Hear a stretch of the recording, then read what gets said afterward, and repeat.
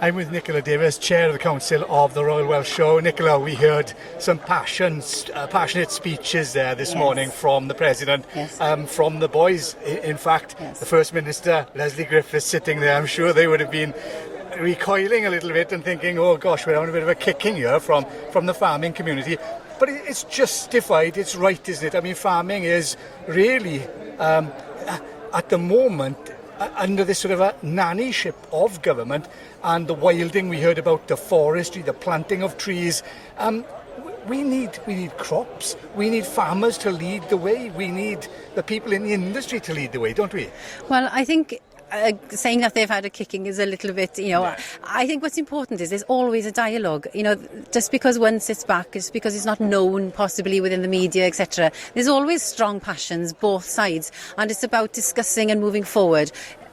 You must give priority, obviously, to the farming and agriculture side of it, and it's the way forward. But we need a balance, don't we, between both. And when that balance goes wrong, then you will have one side will always shout, and it's not fair, is it? So I think moving forward, if we don't voice our opinions, we won't be heard. And I think the public need to hear it as well, don't they? Are you happy with that relationship? Is the farming community, do you have a seat at the table? Are your voices being heard in Welsh Government, in national government? Well, I think the role of the Royal Welsh is slightly different. We're not necessarily a political organisation, but we're a conduit for bringing people together.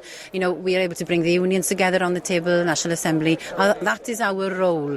And I think because of that role, we're able to possibly be there and listen and make sure that voices are heard. So as a society, we want to bring people together, not just for the agriculture community, but for rural life. And I hope that will continue in the future as well. And obviously there's been an absence this year. Now should be a bumper show for the Royal Welsh. Are you expecting, I guess, capacity crowds? We are hoping, obviously. And from what I'm hearing, the online sales are doing well, and the gates are busy, and the stock is here.